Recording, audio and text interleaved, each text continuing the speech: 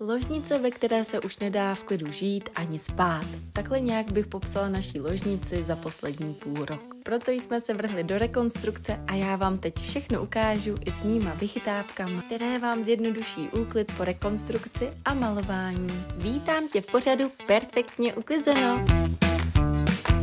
Nejhorší částí naší ložnice byla skříň. No uznejte, takhle malá pro 3 lidi, to je opravdu hrozný. A jelikož jsem zastánce minimalismu, tak jsem dost věcí vyházela. No a museli jsme si pořídit větší skříň, kam se v klidu vejdu já, můj manžel a i naše dcera. Pokud se ptáte, co je to minimalismus, tak minimalismus je způsob života, ve kterém nejste zahlceni spoustou věcí, ale naopak vlastníte jen pouze ty věci, které nutně potřebujete, nebo ty, které vám dělají radost. Tedy znamená to také to, že si neschováváte nic na potom, že to možná použijete, nebo že do toho zhubnete.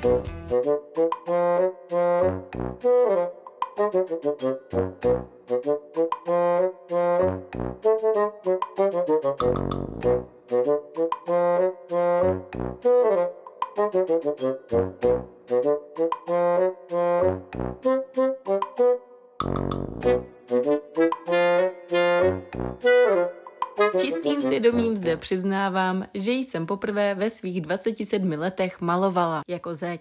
Ne jako malovala cokoliv, ale zeď. A jelikož mi to vůbec nešlo, nebo podle mého pohledu to bylo naprosto příšerný, co jsem tam vytvářela, tak jsem to opět nechala mému manželovi. Přes noc, aby to vyschlo, jsme nocovali v ložnici, teda v obýváku. Ložnici jsme měli nově v obýváku. Jo, a bylo to přesně tak hrozný, jak to zní. Všude příšerně věcí a já jsem chytla první krizi. Tohle snad nikdy už nemůžeme uklidit. Ráno moudřejšího večera a tak jsme se do toho pustili. Začali jsme vytíráním a jelikož ty odolné skvrny úplně nešly hned mopem, tak jsem si na to vzala Scrub Daddy houbičku.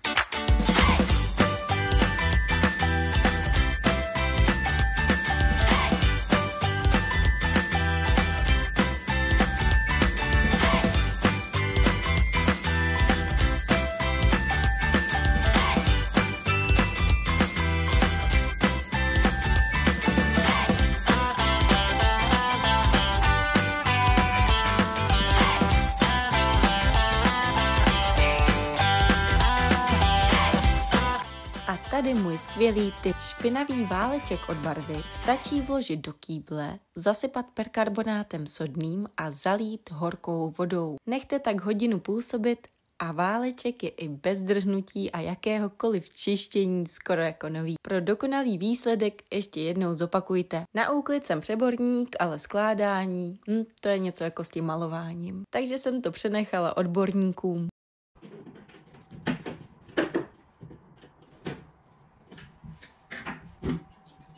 Krize číslo 2 se dostavila druhý den večer. Únava a všude stále bordel. A do toho všeho se mi ještě povedlo vylejt svařák. A ne jako, že by se jenom rozlil. On spadnul na zem, teda já jsem ho schodila na tu zem a všude se vyprsknul, ale úplně všude, takže na zeď, naštěstí na tu ještě nevymalovanou, na moje oblečení, všude na okolní nábytek.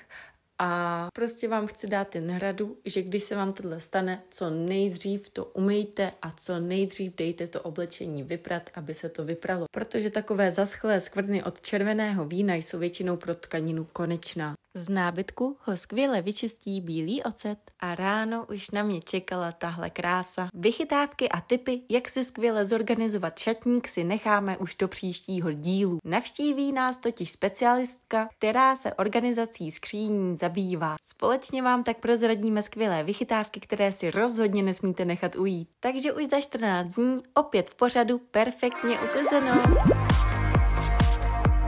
Můj tip na závěr. Barvu z oblečení vyčistěte co nejrychleji. Nejlépe za použití žlučového mýdla. To stačí do skvrn vetřít, nechat půl hoďky působit a dočistit v ruce. Pokud mi chceš udělat radost, zanech mi like a dej mi odběr.